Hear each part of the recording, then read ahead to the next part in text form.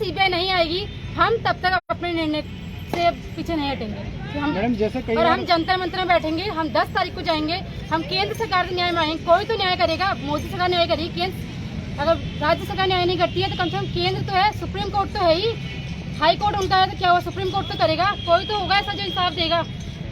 Madam मैंने कई बार देखा आपकी 2 बार रैलियां हुई, दोनों बार आपने भारी बारिश में रैली की, उसके बाद आप मुख्यमंत्री जी से मिले। आपका जो प्रतिनिधि मंडल था वो मुख्यमंत्री जी से मिला।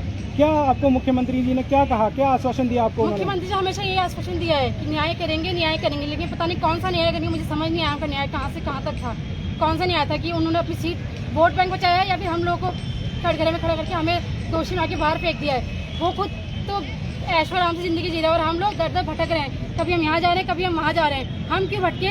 वो अगर इंसाफ नहीं कर सके तो उनको रिजाइन कर देना चाहिए अपनी नौकरियों से, हमको नहीं। बिल्कुल मैम। सर मैं आपकी तरफ आऊँगा, क्या रिएक्शन है आपका इस डिसीजन के प्रति? सरकार का ये फैसला आपको हतप्रभ करने वाला लगा? क्योंकि एक तरफ मुख्यमंत्री जी कहते हैं कि हम आपको नियुक्ति दिलाएंगे, हम जितने भी मेहनती ईमानदार छात्र हैं उनके ये आश्वासन कई बार हमने खुद अखबारों में पढ़ा है कि उन्होंने लिखा है कि वीडियो में जितने भी चयनित छात्र हैं उनके साथ हम न्याय करेंगे। तो अब आपको कैसा लग रहा है कि ये क्या न्याय है? आपको क्या ये न्याय लग रहा है? क्या रिएक्शन है आपका इसके ऊपर? सर मुझे तो ऐसा लग रहा है कि उत्तराखंड के अंदर से न्याय व्यवस्था बिल्कुल ख़त्म हो गई है। हमने अप्रैल में इसका रिजल्ट आया था, तब से हमने किसी भी माध्यम से किसी भी तरीके से हमने ये दर्शाया है कि इसमें से एक बड़ा वर्ग ऐसा भी है जो बहुत ही मेहनत से, परिश्रम से, ईमानदारी से इस पेपर को निकाला है। और हमने बार बार ये प्रदर्शित करते रहे हैं कि हम अपनी मेहनत से इस पेपर को निकाला है। इस कारण हमने रैलियाँ करी, हमने पत्राचार का सहारा लिया, हमने जहाँ हो सकता था हम सब विधायकों से मिले। हम ये दर्शाते रहे कि भाई एक बड़ा वर्ग ये भी है जो अपनी मेहनत और ईमानदारी से यहाँ निकला है। लेकिन मुझे नहीं लगता कि इस बात को लेके किसी को कोई फ़र्क पड़ा। हम तो तब तक ये चलते आ रहे हैं कि प्रशासन ने हमारी बात को सुना है, हमारी बात को हम रखा है, सरकार हमारे साथ न्याय करेगी। और साल के अंतिम समय पे जब सारी दुनिया खुशियाँ मना रही है तो धामी जी के ज्ञान कोश में क्या यही एक न्याय व्यवस्था है? यही एक न्याय है कि जो हमको दिया है कि भाई ये न्याय हो गया तुम्हारे साथ कि हमने मेहनत करी। गलती किसकी है?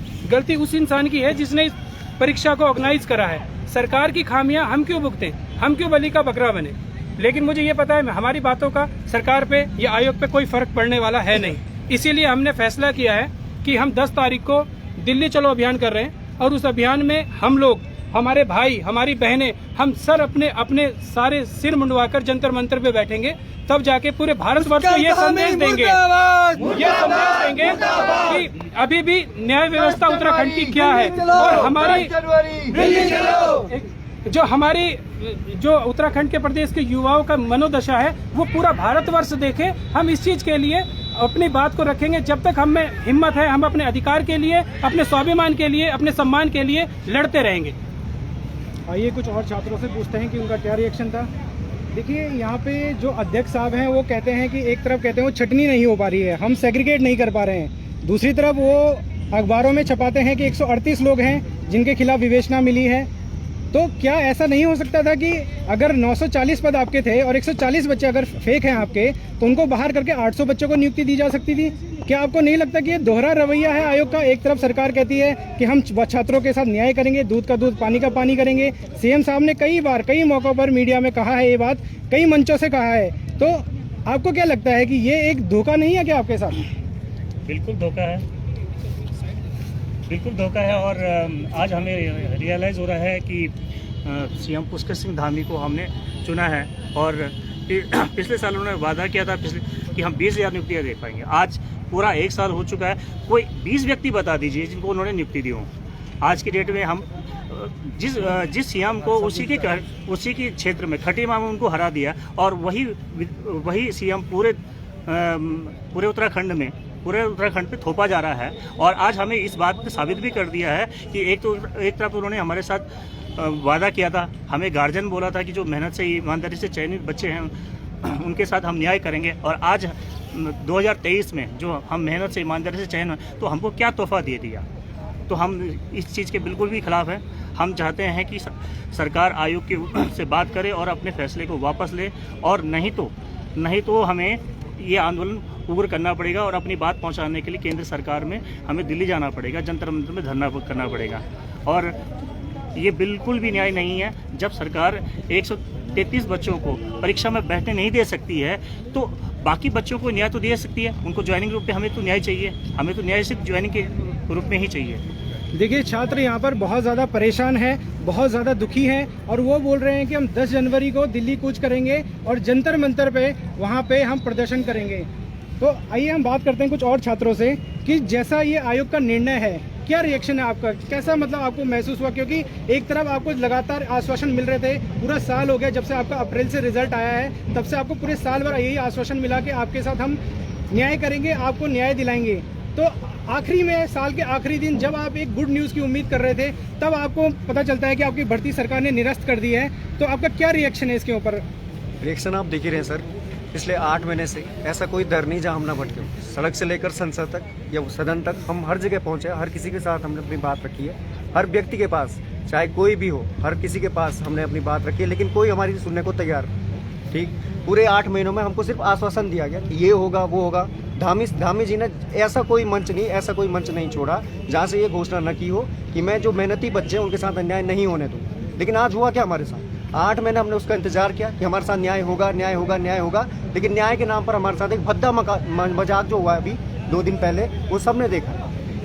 आज देख रहे हैं आप, हर कोई नया साल मना रहा है और हम आज भी उसी शोक में यहाँ पर डूबे। शक्लें देखो सर इन सबकी, देखो, दिखाओ इन सबको। आज लोग खुशी मना रहे, नए साल की खुशी मना रहे, और आज भी वही हैं। जिस दिन हमारा डीवी हुआ था, आज भी वही हैं, उसी दिन पर टिके हुए हैं। हमारा जो मन था आज भी वही है। क्यों? क्योंकि हमारे साथ तब से लेकर आज तक सिर्फ आश्वासन मिल रहा है, आश्वासन के नाम पर धोखाधड़ी हो रही है। उस दिन भी हमारे साथ धोखा हुआ था, आज भी हमारे साथ वही चीज चल रही है। राह चलते हुए किसी भी व्यक्ति से आप पूछ लीजिए, किसी से भी पूछ लीजिए, हर कोई चाहता है मेहनती जो छात्र है उनको न्याय मिले। हैं कितने, संख्या कितनी है, उनको आप सेग्रीगेट नहीं कर पा रहे। दूसरा, आपने अध्यक्ष साहब को बोला कि एक समिति बनाइए, उसके आधार पर हमारी जांच कराइए। जांच के नाम पर क्या हुआ? खिलवाड़ हुआ हमारे साथ। सबको पता है क्या चल रहा है अंदर, जो हकीकत है वो हर कोई जानता है अंदर की।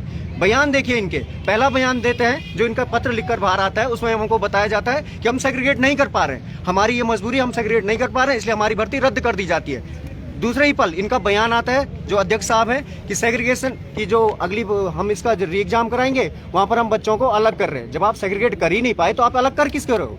ये तो सीधी सी बात है, आप कुछ नहीं करो, बस एक झुंझुना पकड़ा रहे हो बच्चों के, इसके आधार पर ये हम काम कर रहे हैं। और आप सच्चाई आप भी जानते हो कि आपने काम कुछ नहीं किया है, क्योंकि आपके जो बयान आए द्विअर्थी बयान है। पहले एक तरफ आपने कहा हम सेग्रीगेट नहीं कर पा रहे, दूसरी तरफ आपने कहा हम जो बच्चे हैं उनको अलग करके जो बाकी बच्चे उनको हम एग्जाम कराएंगे। आपकी हर बात झूठी है सर। 8 महीनों से हम आपके झूठ झेल रहे हैं, और आज भी जब सारी दुनिया खुशी मना रही है, हम सब जितने लोग यहाँ हम हैं और 918 जो और बच्चे हमारे साथ हैं, वो सारे आज भी रो रहे हैं। उस दिन भी रो रहे थे, आज तक हम रो ही रहे हैं। हमारे साथ ना उस दिन न्याय हुआ था, ना आज न्याय हुआ है, और हमें पता है हम आगे क्या करना है। हमारी शांति से बात किसी ने नहीं सुनी। हमारी शायद यही गलती है कि हम शांतिपूर्वक आज तक प्रदर्शन करते रहे। हम हमेशा शांति से अपनी बात रखते रहे कि हमारी बात हर कोई सुनेगा, लेकिन शांति अब तरीका नहीं रह गया है, और हमें पता हम आगे क्या करना है। शायद सरकार यही चाहती कि 1-2 मर जाएं, 1-2 अपनी कुछ दे दें, यहाँ पर बलिदान दे दें, तब जाकर इस सरकार जागेगी। और यही होना है, यही होना रह भी गया है। और हम इसके लिए 10 तारीख को दिल्ली जा रहे हैं। वहां जाकर हर कोई, जितने लड़के हमारे साथ हैं, वहां जाकर अपना सर मुंडन करवाएगा। इवन लड़कियां तक वहां पर अपना सर मुंडन करवाएंगी, गर्ल्स भी वो काम करेंगी। और यही शायद सरकार चाहती है। सरकार में कोई नहीं सुनने वाला, राज्य में हमारा कोई सुनने वाला नहीं है, लेकिन हाँ, अब एक ही तरीका हमारे पास बचा है, हम देश की सरकार को सुनाएं और देश से हर राज्य ये समझे कि इस राज्य के युवाओं के साथ सरकार कर क्या रही है और आज हमारी स्थिति क्या हो गई है। शक्लें देखिए इन सबकी, लोग खुशियां मना रहे हैं और आज हम साल के पहले दिन शोक मना रहे, शोक सभा मना रहे हैं, पुतले जला रहे हैं। यही काम रह गया हमारे इस उम्र में। देखिए सर, दिख रहा है आपको सारी चीजें। बहुत ज़्यादा परेशान है छात्र और अपनी यहाँ पर पीड़ा व्यक्त करते हुए। पूछना चाहेंगे कुछ और छात्रों से, कैसा रिएक्शन है आपका, क्या लग रहा है, अब आगे की क्या रणनीति है?